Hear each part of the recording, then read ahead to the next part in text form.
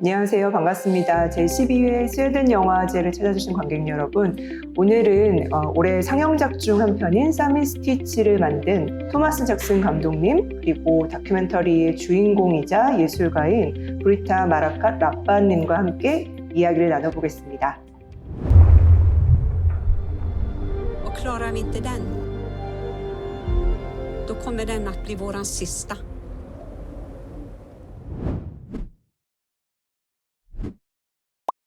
감독님, 그리고 브리타님 안녕하세요. 반갑습니다. 스웨덴 영화제 관객분들에게 인사 말씀과 더불어서 지금 어디 계신지도 함께 좀 말씀 부탁드리겠습니다. Hello, I'm Thomas Jackson, the director of the film, and I'm in Stockholm, Sweden. And I want to thank you so much for this opportunity to be able to show the film to the Korean audiences. I've been to Seoul a few times and I just love it there. So I'm a bit disappointed that I can't be with you at this point in time, but I hope that the film will speak for itself and hope that you'll have good screenings. Hello everybody, my name is Britta Marakatlaba and I'm living in one very small village in the Kiruna municipality. It's about 130 kilometers northeast from Kiruna, and this is a typical Sami village. Sami people, as I belong to, is an indigenous people in Scandinavia, and most people in this small village are working with reindeer as reindeer herder.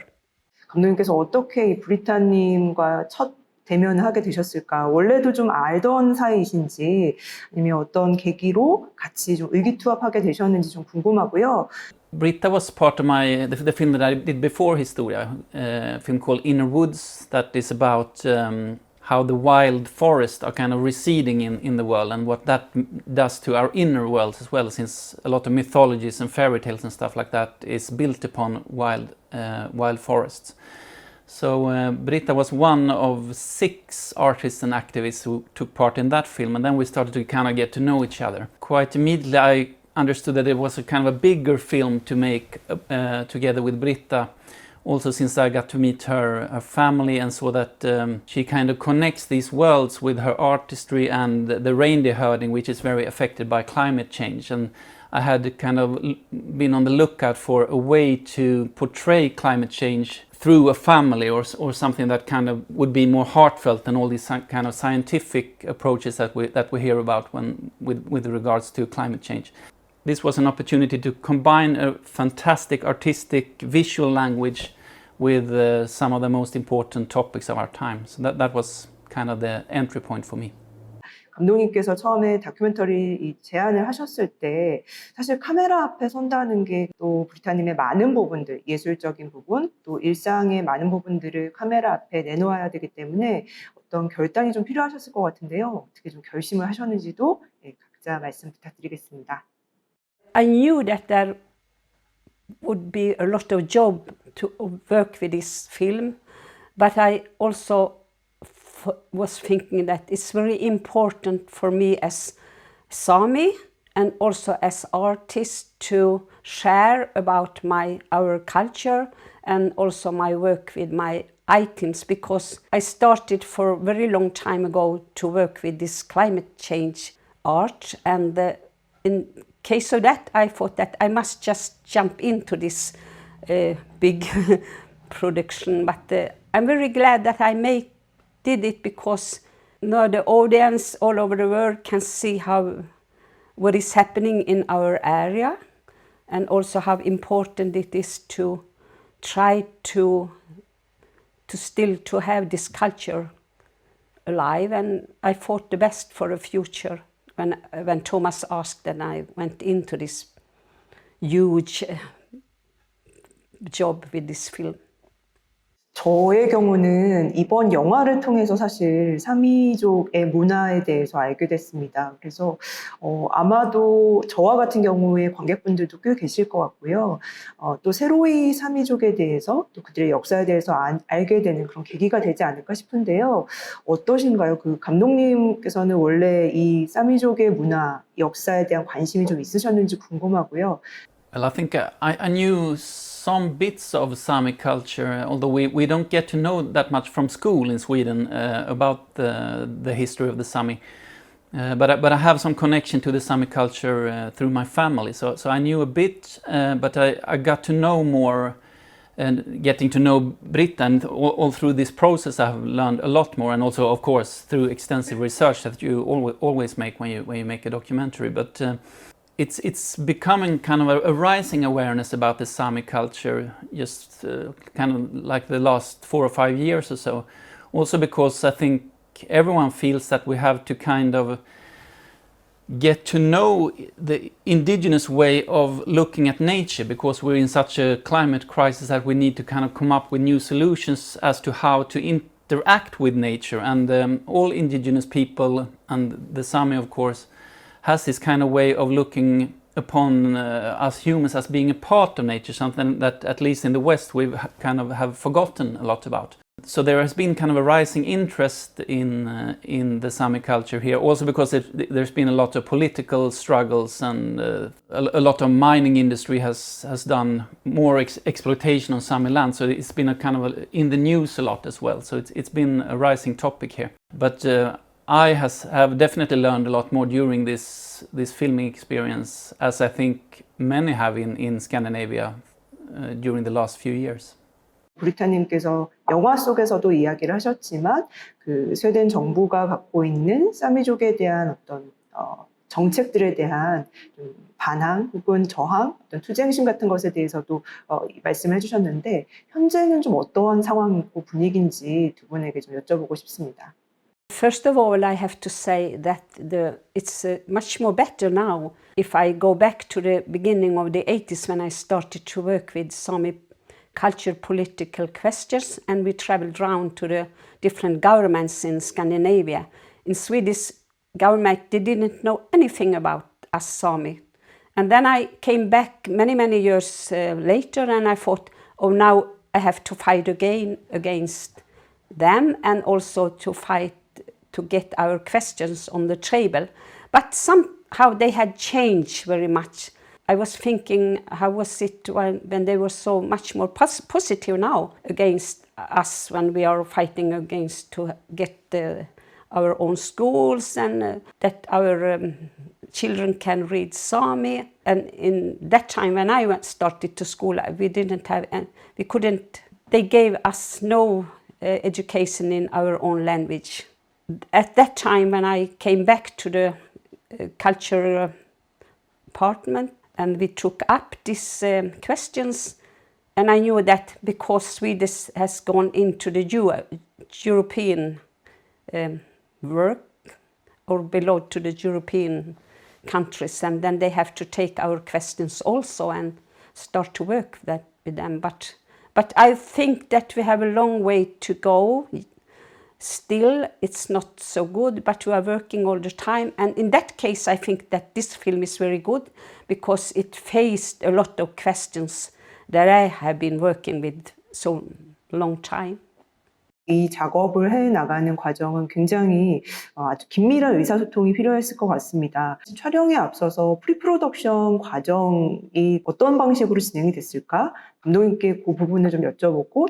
Well, I had this vision of making a film on kind of a grand scale about climate change and using British art as the kind of visual language for it. That was my main entry point. And then also I had this idea of using the nature itself as the kind of character in the movie, because that is how the Sami worldview kind of looks upon nature. So that was something that I cinematographically thought a lot about. How do we have nature kind of be a living entity in the film? But of course I did extensive research, and also a lot of the research was speaking a lot with Britta, because we also felt, of course, that we can only make this film by lying very close to her own perspective. So it was all the time something that we had to kind of be in a back and forth discussion about. Do you feel that this is a correct portrayal of the Sami way of thinking and stuff like that? And then I had to kind of envision that in a visual language, and also we did a lot of work with the sound and the music to have nature kind of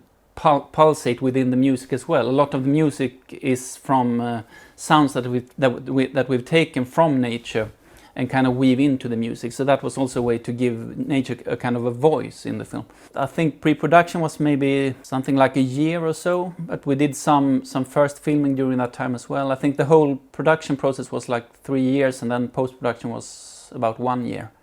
So about 4 years altogether. But of course always kind of checking in with Britta and make sure that she felt it was the right choices to make. 또 브리타님께서는 이번 촬영을 하시면서 조금 더 이런 점들을 영화에 좀 녹여냈으면 좋겠다, 혹 기대하시거나 바라신 점이 있다면 말씀을 부탁드리겠습니다. For me, it was very important to think about how Sami mythology has been, how this has made me as person, because I was lucky one to born in one family there storytellings and also mythology was very central. Sami mythology is all about, it's a lot of wisdom in that. Everything is based on how you behave against the nature, how you behave against your other people and so on. So I was thinking that, I think that was one very important thing to take up in this documentary. If you look at the film, you can manage that. Everything is a lot about to talk to the nature, and so that was very important for me. And in that case, you can also put in political questions in art when you are thinking of mythology, because mythology is always about different birds and different deers and different everything. Small leaf to the biggest animal in the forest. So in that case, it was very important for me to take up these questions. 이 작업은 사미인들의 그 철학을 고스란히 영화화했다라고도 볼 수 있을 것 같은데요. 특히나 이 영화의 항공 촬영이나 그 자연을 다루는 어떤 방식이 굉장히 놀라웠습니다. 아름답기도 했고요. 감독님께는 이 촬영과 관련된 부분들 조금 더 섬세한 연출을 하기 위해서 신경 쓰신 부분들 여쭤보고요. Cinematographically, what was important for me was that we stayed close to this Sami way of thinking upon nature, that nature is alive, you know. I had this image of trying to portray nature as a character in the film, and also that we wanted to move away from this kind of landscape photography that you see on like BBC or something like that. We wanted to kind of get to the soul of nature in the images and not just have this kind of overall look on the landscape. So we worked a lot with how to work that out, and a lot of it had to do with kind of going from the most minute details of nature to go to these kind of grand landscapes and have this kind of dynamic between those two. So that was important for us, and of course we filmed a lot. That was one of the main things that we did, because when you sit in the editing room, you kind of you get to feel that these shots have this kind of timbre or this kind of soul that we're after, and that are kind of beyond ordinary landscape photography. But you need to make quite a lot of shots to get to those kind of golden moments, and of course it's also quite difficult technically, because a lot of the places that we filmed are very remote areas. So we might have to get there in helicopter, or we have to go with snow scooters and sleds and stuff like that. And a lot of the time also it is very, very cold, so the cameras can start malfunctioning at any time. So we have to be quite quick when we are actually filming scenes. So it was a lot of difficulties. So it was good that we had kind of a lot of what you would call maybe intellectual preparation, that we really knew how to make and stage the shots before we made them, so to speak. And also we talked through this a lot with the fantastic cinematographers Hans-Olof Utsi and Jonas Rudström. So we were all kind of on the same page about how we would make this cinematographically. 브리타님께는 그 사미인의 신화에 대해서 말씀을 해주셨는데, 사실 이 신화라는 것을 담아내는 방식으로 자수 텍스처를 사용을 하셨습니다. 어떤 좀 효과를 기대하시는지도 같이 여쭤보겠습니다. For me, it was very good to take embroidery as a way to work with art, because for the first, I do have this textile heritage from my family, because they are working with different Sami handicraft. So I grew up with the textile, and I was tasting everything I make because I did have these items inside me from all these storytellings and I got from my childhood. So I was trying to make these items to paint or everything, but there was suddenly I came into this to make this in embroidery, and then it was just like I have found this way to make my items with. So embroidery is a nice way for me to make this art, but of course it takes a lot of time. You have to have good time, so it's a slowly way to work. For me it works because I never give up. For me it's so important to make this embroidery, so I just continue to work. So if I look at this history, 24 meters embroidery, it took me 5 years to work. So it's a long time, but I didn't work every day. And it's the same as with the film, it took us 3-4 years, but we didn't work every day. So I knew from the embroidery work that this film it's easier to work with one film and with embroidery and tell about our culture. So in that case it was just good to work with this group, and also that I work with very nice people, so they were so clever to work with, and they were listening to me how I wanted to put up some scenes in this documentary. 감독님께서는 또 어떤 방식으로 브리타님의 가족분들과 또 소통을 하셨는지도 이야기 들어보고 싶습니다. Well, it was a lot about getting to know the whole family, and of course through the course of filming we also got to know Jon Isak, Britta's son, and also learning about the problem with climate change.